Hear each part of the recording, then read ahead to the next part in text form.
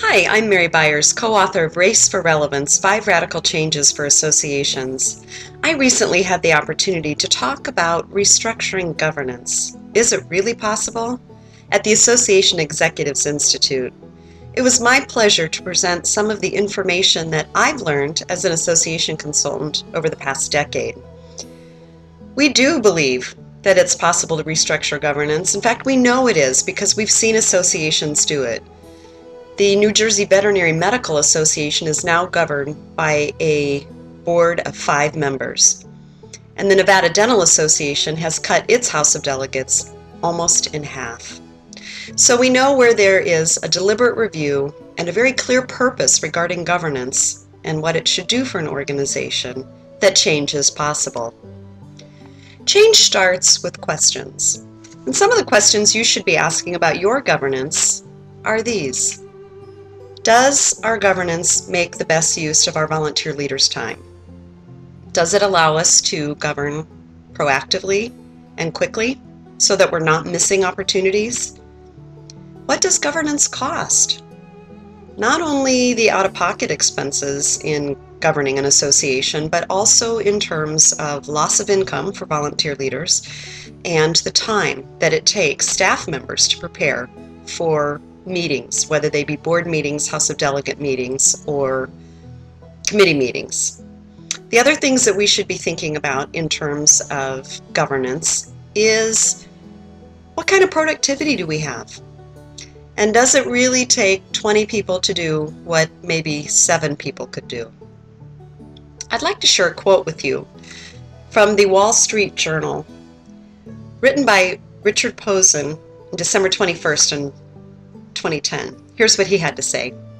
Psychologists such as Harvard's Richard Hackman suggest that groups of 6 or 7 are the most effective at decision making. Groups of this size are small enough for all members to take personal responsibility for the group's action. They can also take decisive action more quickly than a large board. End of quote. Based on our work with associations, we know that as board size increases, a dynamic places authority in control into a smaller group.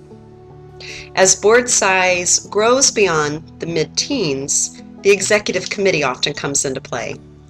And we've actually seen situations where the executive committee has gotten so large that the executive committee then defers to a smaller management group. We really have to take a good look at how resources are being used because the economy's changed. Everything's changed about associations. Many of them are losing members. They're losing non-dues revenue. We can't continue to spend, govern, and manage like we have before. That's the second thing we really need to think about in terms of our associations. Are your leadership teams governing or are they managing? There's a difference. Managing very often is short-term decisions that can be made without a lot of thought or considerations. They don't always have long implications, and it doesn't always require building consensus, whereas governing requires really managing the association from a 30,000-foot point of view, more as a visionary than anything else.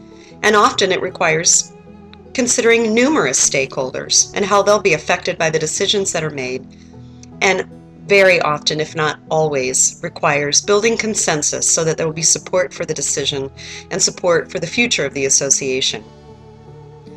So once you take a look at your organization, and once you know if your board is effectively managing or governing, then what's next? We believe that one of the easiest ways to start a change within your organization is to make sure you are recruiting the brightest and best individuals. Not necessarily individuals who are learning while on the job, but individuals who have experience governing other organizations and they know what the difference between governance and management is. They know that a board's responsibility is to direct and control, period.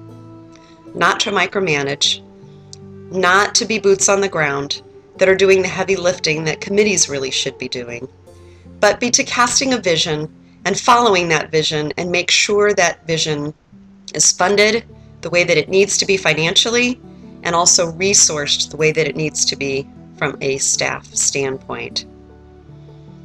Once the right people are in leadership, change is much easier to make.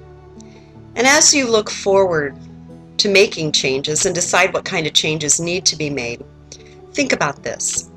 Very often it's difficult for current board members to want to give up their own seat or their leadership possibility. So the groups that we've seen that have been successful have actually made transition plans that reduce the size or change the composition of the board in the future, not necessarily for today. That way attrition can come into play. There might be ways that leadership roles could be phased out without anybody losing their current responsibilities. And in some cases, that makes governance change easier. Finally, the bottom line is really to take a hard look at the realities of your association today. What's working and what's not working. Very often we know what's not working, but we're not always courageous enough to actually be able to verbalize it, talk about it, or discuss it. But hoping that sticking your head in the sand and that the problems will go away, as we know, isn't effective. So we need to take a look at what's not working, and then we need to ask, how is the structure that we currently have contributing to this problem? Often, when there is an association that is not thriving, it's because their structure is wrong. And once the structure is wrong, and the policies supporting that structure are in place, then an organization can begin to thrive rather than just survive. So those are a few things to think about when you talk about restructuring governance and whether or not it's really possible.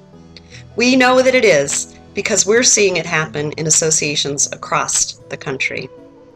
If you'd like to learn more, feel free to go to www.raceforrelevance.com.